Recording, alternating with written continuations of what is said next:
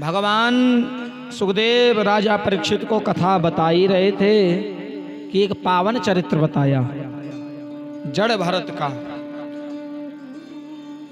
इस धरती पे भगवान के ही अवतार हुए हैं श्री ऋषभ देव जी महाराज। उनके 100 पुत्र हुए। ऋषभ देव जी साक्षात भगवान स्वरूप है। 24 अवतार हैं भगवान के भागवत में। ऋषभ देव भी एक अवतार है जो जैनियों में हुआ है। भगवान ने कन्हैया ने जैनियों में ऋषभ अवतार लेकर आए, जहाँ से जैन धर्म चालू हुआ जो हिंदू धर्म में ही आता है।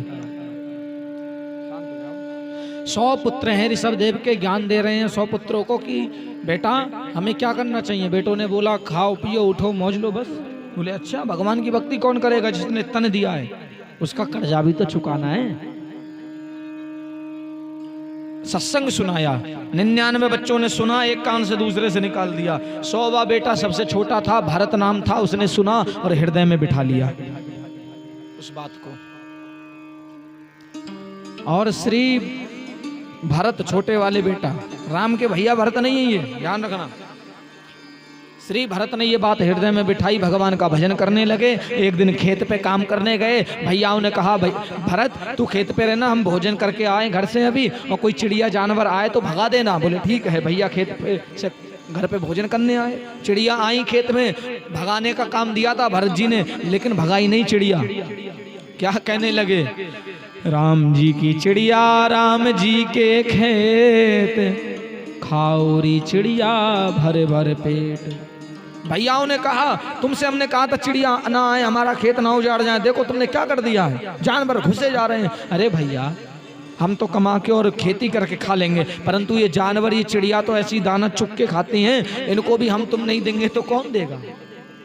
ज्यादा सत्संग सुनाता है, निकल जा घर से। घर से निकाल दिया भरत को। जंगलों में गए, माला भजन करने लगे। एक दिन में 100 माला जपते हैं, एक दिन में 100 माला, पूरे दिन माला माला माला। सुबह स्नान किया, गंगा में बैठ गए, माला जपने लगे। सर्दियों का टाइम आया, माला जप रहे थे, इतने में एक हिरनी जो पेट से थी, गर्भवती थी, पानी पी रही थी, पीछे से शेर ने दहाड़ मारी। हिरनी एकदम डर गई और ठंडे पानी में कूद पड़ी।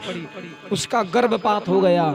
छोटे से हिरन का बच्चे का जन्म हुआ। हिरनी ठंडे पानी में कूद के मृत्यु को प्राप्त हो गई। वो छोटा सा बच्चा पानी में तड़पने लगा। ठंडा पानी, ठंड का समय। भरत जी ने माला फेंकी और जल्दी से गए और उस हिरन के बच्चे को उठाया और पालने लगे। दिन में 100 माला करते थे, फिर हिरन के पालन में, हिरन के चक्कर में 50 माला करने लगे, फिर 25 माला, 20 माला, 15 माला, 10 माला, 1 माला, फिर माला करना भूल गए।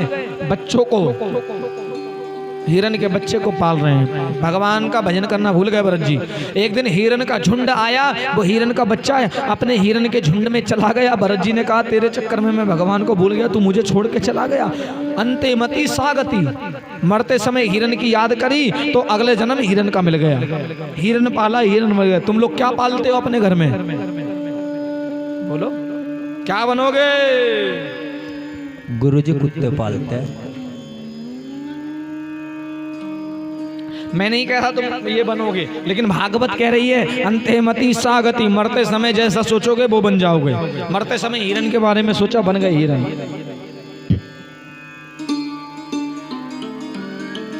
हिरन के रूप में बड़ा दुख मिला। भगवान से कहा एक मौका और दे दो, अब सर शिकायत का मौका नहीं आया। ठीक है, एक मौका और दिया। इस जन्म में भी इनका नाम भरत पड़ा, भरत। पिताजी ने कहा बेटा मैं एक मंत्र सुनाऊंगा, तुम उस मंत्र को फिर सुनाना मेरे को, ठीक है। ठीक है पिताजी, मंत्र बोलो।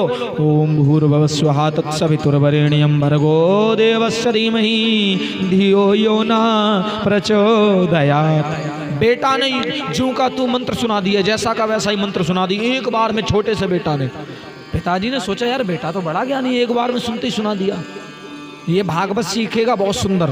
बेटा दूसरा मंत्र, त्र्यंबकम यजामहे सुगंधिम पुष्टिवर्धनम उर्वारुकमिव बन्धनान् मृत्युर्मुक्षीयमामृतात्। फिर सुना दिया। तीसरा मंत्र नहीं सुनाया। भरत जी ने सोचा पहले हिरन के चक्कर में हिरन बनना पड़ा, अब ये कहेंगे मंत्र सुनाओ, फिर कहेंगे हवन करो, फिर कहेंगे पैसा कमाओ, फिर मैं भगवान का भजन नहीं कर पाऊंगा। मौन हो गए, बोले ही नहीं, बोलना बंद कर दिया। नाम पड़ गया जड़ भरत। तेरी बुद्धि जड़ हो चुकी है, जड़ भरत नाम पड़ गया। बोलना बंद, घर से निकाल दिया। रास्ते में जा रहे थे तो एक रहुगण नाम का राजा पालकी में जा रहा था, 4 कहार पालकी लेके जा रहे थे, एक के पेट में दर्द हुआ, वो हट गया, भरत जी गुजर रहे तो भरत जी को पालकी उठाने का काम दे दिया। आगे चींटी आई, भरत जी उछले, राजा पालकी में से नीचे गिर पड़ा। राजा बोला कौन उछल रहा है ये? 3 बोले ये नया नया जो भर्ती हुआ ये ज्यादा उछल रहा है। बोले अच्छा? बोले हाँ। क्यों भाई? तूने मेरे जैसे राजा को गिराया है, तुझे मृत्यु दंड मिलेगा, तुझे फांसी होगी, तुझे हम मौत देंगे। ये भरत कभी बोले नहीं थे जड़ भरत, लेकिन आज पहली बार बोले। तुम मुझे मारोगे? मार सकोगे तो मार लो, मार सकोगे तो मार लो। और बोले तो चुप नहीं हुए, बोलते ही रहे। पहले तो बोले नहीं, बोले तो चुप नहीं हुए। तुम मुझे मारने की बात कर रहे हो राजन? मार सकते हो तो मार लो। अरे भगवान ने जितनी मेरी उम्र लिखी है उतना मैं जीऊंगा, तुम मार नहीं सकते मुझे, मेरा बाल वाका नहीं कर सकते। तुम मारने की बात कर रहे हो? मैं सत्संग में जा रहा था, तुमने पालकी में से क्यों गिराया मुझे? अच्छा सत्संग में जा रहे हो और मेरे पैर से चींटी मर जाती तो? राजा बोला और मैं गिर गया उसका क्या? अच्छा सत्संग में जा रहे हो, चींटी मर जाए उसका कोई गम नहीं है। ऐसा सत्संग किस फायदे का जो कि हम मां संडा मार मार के खाएं, बना के खाएं। ऐसा सत्संग सुनने से कोई फायदा नहीं है। भागवत सुनी फिर भी घर में मां संडा खाया, फिर भी कोई फायदा नहीं भागवत को।